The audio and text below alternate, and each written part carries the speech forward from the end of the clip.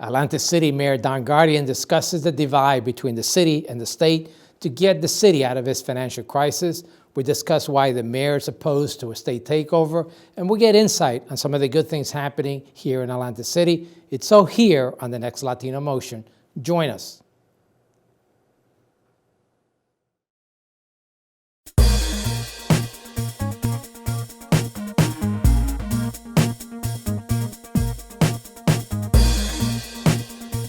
Choose quality, value, distinction. Choose Stockton. Latino Motion with Bert Lopez is presented by Latino Motion Public Affairs Media, a New Jersey nonprofit corporation, and Stockton University. This edition of Latino Motion with Bert Lopez is brought to you by the HD Studios at the campus of Stockton University. Funding for Latino Motion is provided by Atlanticare, healthcare you can believe in. Atlantic City Electric, energy for a changing world. And South Jersey Gas. Welcome to Latino Motion, a weekly interview show highlighting issues impacting New Jersey's Latino community while advancing understanding of Latino cultural heritage and contributions to our society. And here is your host, Bert Lopez. Buenos dias and welcome to Latino Motion. Not too long ago, Atlantic City Mayor Don Guardian stood beside Governor Chris Christie and Senator Steve Sweeney in furthering a partnership to help the city's recovery. But just recently, the mayor denounced the legislation presented by the state, calling it a fascist dictatorship. Joining me is the mayor of Atlantic City, Don Guardian. A fascist dictatorship is what you call the legislation that first came out regarding the state takeover. Tell me what happened. Sure. So first of all, let me try to explain the comments that I made. The presentation of the current bill says that one individual that is not elected by the people is going to have control over the executive branch, the legislative branch, and the judicial branch. We're talking about a bill which is basically for a state takeover. For a state takeover of Atlantic City. Pretty draconian. It takes over all aspects of the city and gives them more power than any mayor or city council has ever had. More power than the governor or the Senate or Assembly has. They can hire and fire anyone they want. They can dissolve the police department and the fire department. They do not have to recognize collective bargaining agreements. They do not have to recognize the leadership that the people elected. They can hire and fire at will.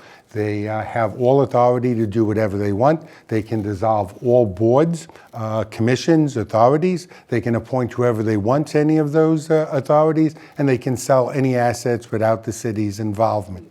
Is it a standard? Absolutely not. Okay. It's unconstitutional. In 1871, the state did this to Jersey City. People in New Jersey rose up. 1877, they changed the state constitution, making it illegal for those elected to state office to ever end home rule. It's against the civil rights of New Jersey residents that live in Atlantic City. They have a right to elect their own officials. They have a right to recall them. They have the right to not elect them again and find someone new. The second part of that, it's a complete disgrace to the working men and women and their right to elect individuals, to form a union, and to represent them for collective bargaining. And this violates both.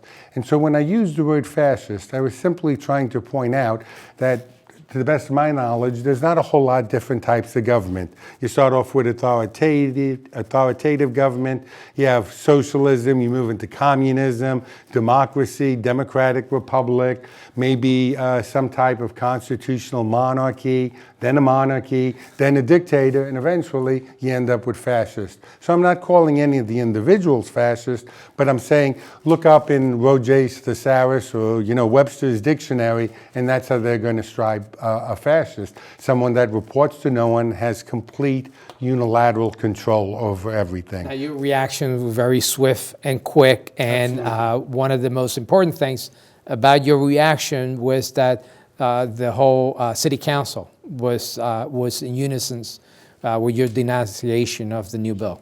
Absolutely. So let's start in the beginning, Bert. Atlantic City is in trouble today for a couple of reasons. One is no one in the city or the state for the last 40 years ever thought that the monopoly of gaming would end.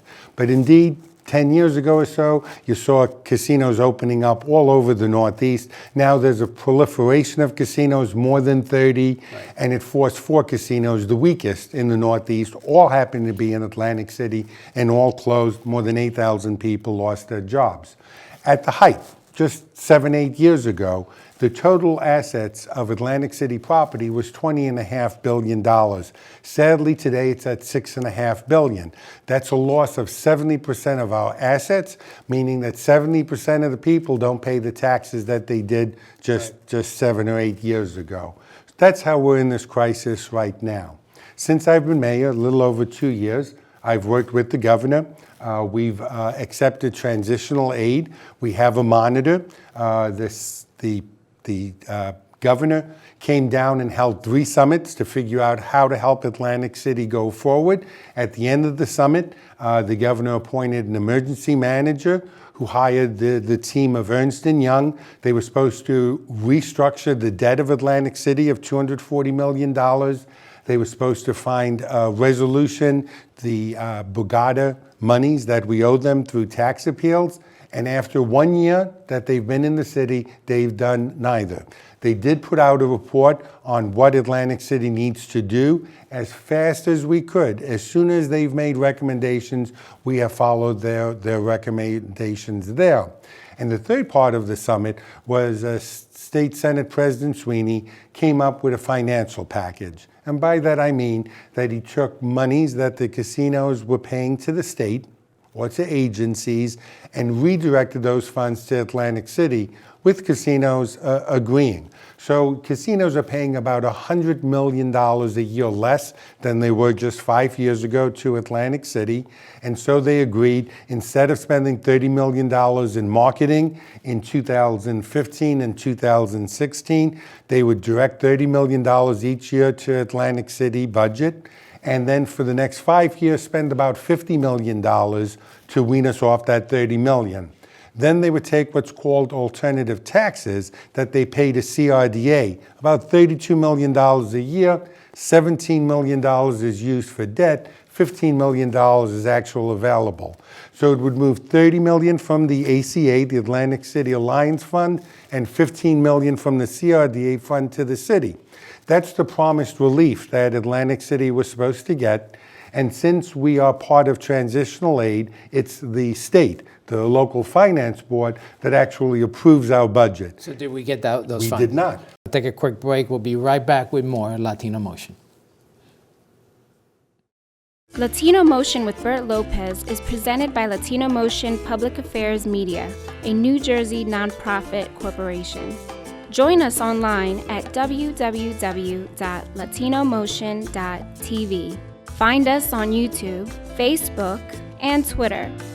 We encourage your comments and contributions for show topics. Welcome back to Latino Motion. We'll continue our discussion with the Mayor of Atlantic City, Mayor Don Guardian. And Mayor, we left off talking about the broken promises from the state in terms of additional aid to the city. Tell me where that stands right now. Sure. So I want to also mention that part of State Senator Sweeney's bill was stabilizing the amount of property tax that casinos pay to the city. Because with tax appeals, every casino has won their tax appeals and is paying less and less money. So the senator used 2015 as a benchmark. $120 million was paid to the city, of which about 50% stays with the city, 11% goes to the... This is what is called the pilot program? Well, it will be the pilot program. Okay. But right now, the way property comes in, about 50% stays with the city, 11% goes to the county of Atlantic, about 37% goes to the school district, 1.5% goes to the library, 0.5% goes to open space That makes up, should get close to 100%. Now, that's a formula that the state of New Jersey sets for all 500 municipalities. So a mayor or a county executive doesn't get to choose what that percentage is, and it's determined by the county tax assessor. So that's where we get to the 11% for the county of Atlantic. This is through a pilot program. Well, it was through property tax last year. What they're saying is, so we don't lose any of that money, they want to lock it in. $120 million, goes up 2% a year. You do that for 10 years.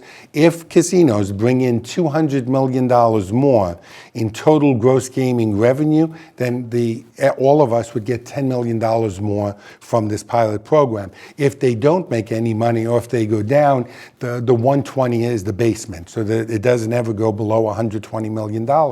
That's good for all of us, because I can tell you right now, if the pilot doesn't pass this year, it means that just between Tropicana, the Taj Mahal, and the property that closed, the plaza, you're going to lose $25 million in taxes. So the county's going to get $1.75 million less every 1%. Do you see the pilot program as a positive thing that could help it? Very, very positive for the casinos, because it locks in what they're going to pay, and it's very positive for the residents of Atlantic City that are taxpayers, and for the taxpayers in Atlantic County, because it guarantees them the amount of money that the casinos used to pay. I think you're foolish if anyone thinks that casinos are going to have increased assessed value over the next few years. They're going to hold on to what they have, Bert, or if we get casinos in North Jersey, it's going to go down again. So this is a very important part of the overall structure that was helping Atlantic City get back to its health. The governor is opposed to the pilot, The so governor is the vetoed it twice. county freeholder director, The or should I county say executive, yeah, the county executive just wants to get the percentage that he got back 15 years ago. It's just not fair, it's not equitable. I'd love to have the money that the casinos paid 15 years ago. Through the governor? Right now, it's going to be reintroduced in another 2 days to the Senate. And that's both the bill that's the takeover bill that we feel is draconian, and also the bill that's going to provide the financial help. Right now, the governor is saying unless both bills are passed, he's not going to sign the bill. What we're saying is we understand that the state wants, and we acquiesce to the fact that the state should have additional financial controls over all the fiduciary responsibilities of Atlantic City. I say that, and so do members of our city council, but it doesn't give them the right to take over the entire city and to take away the civil rights of the residents. Is the takeover proposal, has that changed in any way, or is it still the same draconian bill that was presented originally? So the first bill I spoke against, it said it was too draconian. Senator Whelan met with me. Senator Whelan said, let's all get back to the table. We can discuss this. And he set up a meeting. We had representatives of the governor's office at that meeting initially, along with the Senate president's office as well, and Assemblyman Greenwald, because he's in charge of the finance committee that would go through.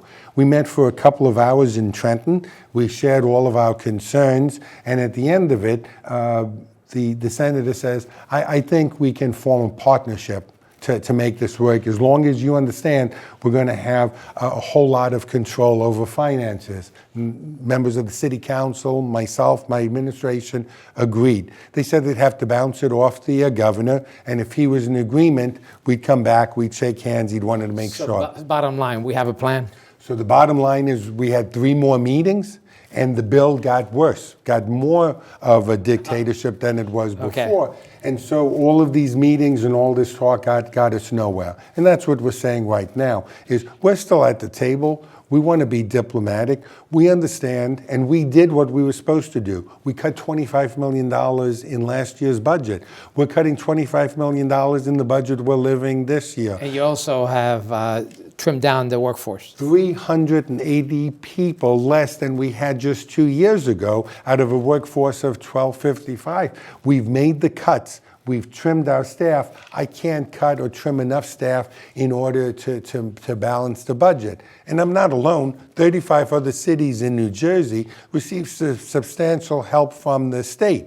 We're asking just for a reasonable amount. The state provided $38 million last year. We're asking for that help again from the state, but it doesn't work without the casinos providing about $70 million. So right now, we're still somewhat in limbo in terms of what the fix is going to be financially. That's correct. We want to talk about some of the positive things that are going on in the cities. We're going to take a quick break, That's and great. we'll be right back with more Latino Motion. Latino Motion with Bert Lopez is presented by Latino Motion Public Affairs Media, a New Jersey nonprofit corporation. Join us online at www.latinomotion.tv. Find us on YouTube, Facebook, and Twitter. We encourage your comments and contributions for show topics. Welcome back to Latino Motion. We'll continue our discussion with the Mayor of Atlantic City, Don Guardian. And Mayor, we were talking about the very complicated issue in terms of getting the city out of the financial woes and the drama that's playing with the state and in terms of the state takeover. What message would you give the governor right now? For 2 years, we've worked at reducing cost, finding new income, having fewer staff. We're still doing that. We still want to do that. We want to find best practices that other city uses. We can't dig ourselves out of the mess. We're asking for our chief executive officer to help Atlantic City. We're a good cash cow for the whole state of New Jersey, and we want to continue to be. But right now, just like you've helped other cities, give us a helping hand. Help us to rebuild our city and have a stable financial situation with reduced cost of operating our municipal government. Well, let's talk about some of the good things that are happening in the city. And there's still a lot of things happening. It's still the world's playground.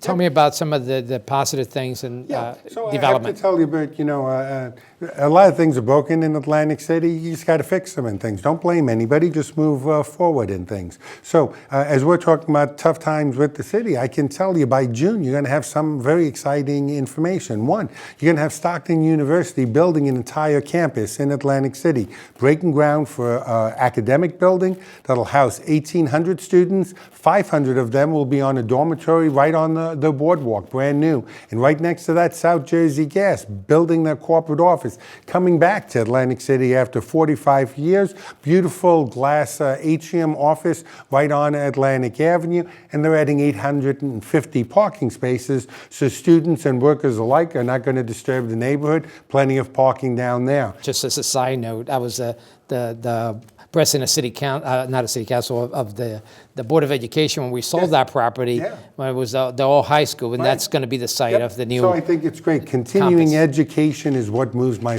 city forward, and the beautiful O'Donnell Park is going to be the Washington Square for Stockton University Atlantic City campus.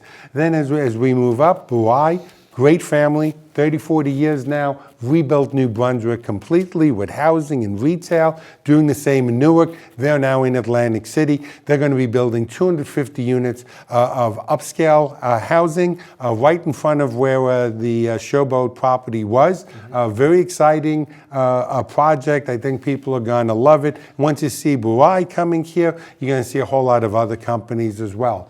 And then Bart Blatstein, this guy did wonders in Philadelphia. Very cool developer, knows just what people want. He bought the Showboat. He's buying additional property as we talk, the pier. I told him I wouldn't speak out about the property, but in a few weeks, as he irons out the same issues that Stockton has with Caesars and Trump, he'll announce what he's going to do, but he's going to blow you away, and we'll see that property reinvigorated. So we're very excited about that. So that's the type of development that's going on that's going to be game changers for Atlantic City. So we're trying to fix the finances of Atlantic City. I want to let you know there's some development coming too. And we're going to become the entertainment capital this summer, just as we have before. I know you have a couple of things coming on. You have the Miss America, some concerts coming. So Miss America is back. We're going to fund it for another 3 years. We have the air show back. 500,000 people going to be coming back to Atlantic City thanks to the Chamber of Commerce. And then where we've had two really cool big beach concerts. We're going to have 6 beach concerts this year with a Live Nation. So it's going to start in June, go to September. Lots of free action all through the summer. So the cool venues you can't get any place else right here in Atlantic City. So those are the positive points that we're moving forward with Atlantic City. In the meantime, we've redone all of our playgrounds, so we have all new basketball courts throughout the city. We rebuilt Altman Field, which was a playground on Pacific Avenue. We just put down a synthetic soccer and Little League field out in Chelsea Heights. And now we're in the center of town right next to Atlantic Cape Community College and rebuilding Browns Park to make it a wonderful park for families that live both in Stanley homes and schoolhouse apartments. So that's all on the drawing board. That's all things that are either being developed as we speak now or going to have a groundbreaking before summer begins. And as of today, we still don't have any real news in terms of what's going to happen with the Rebel. No, you've heard that the owner, Glenn Straub, plans to reopen it.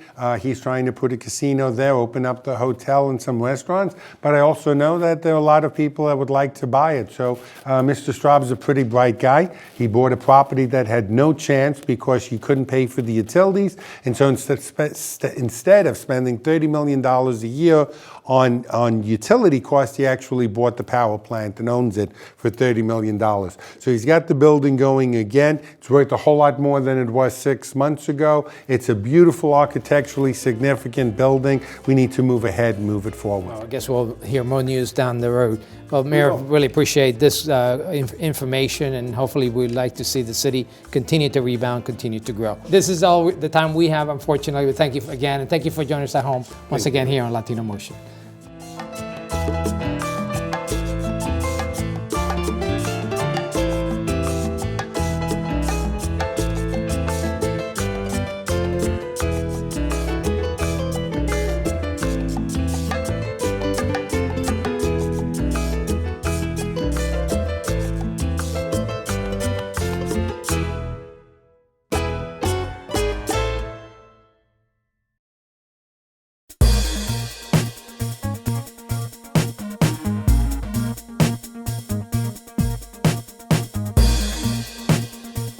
Choose quality, value, distinction. Choose Stockton.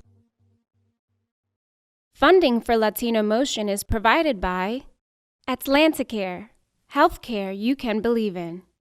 Atlantic City Electric, energy for a changing world.